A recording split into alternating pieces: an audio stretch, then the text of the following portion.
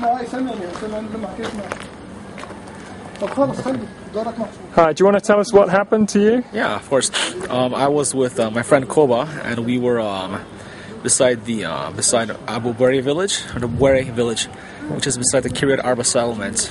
The people there were being harassed by settlers for many days, and 2 days before Friday, the attack on Friday, their fields were set on fire. So our group and the Christian peacemaker teams were taking turns. Just watching their property. Christian peacemaker teams were there on a Thursday evening, and then Friday morning, my friend Coba and I came to Wari to sit.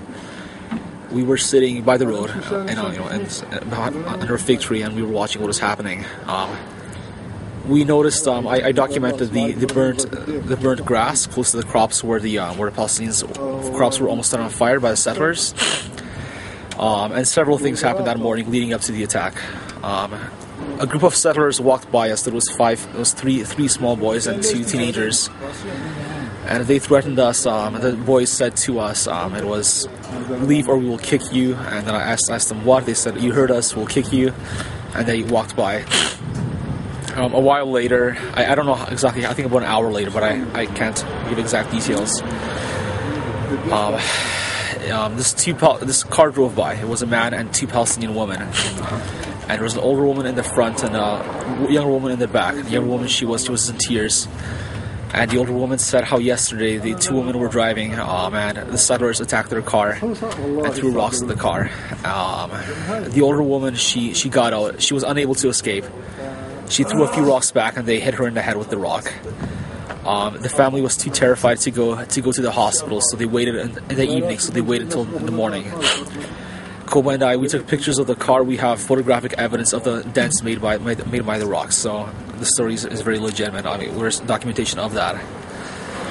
About 15 minutes after, I forget how long, but after, not too long after the attack, a group of Palestinian men drove by in a car, and we later learned they were relatives of, they were neighbors of the woman who was attacked, and they were very angry, and they began throwing rocks at a settler who they saw walking by.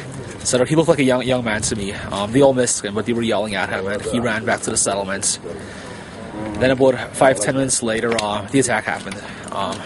Coba and I, we were sitting under the fig tree, and 3 men, they were wearing black, and they were had black ski masks, and they were carrying clubs. They approached us. I hear one of the clubs was metal, some were wooden. They were all about this big.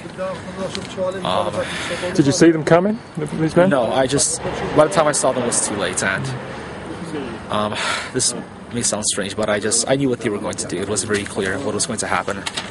I said shalom, and one of them swung back, and he hit me in the face. I remember just going down. I think I went into shock, which was probably a blessing.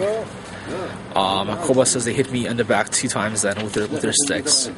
They tried a 3rd time, but Coba blocked me with his foot. He took a blow from me, and they hit him in the leg with their stick. And then they took his passport, and they took his backpack, I believe, and his camera.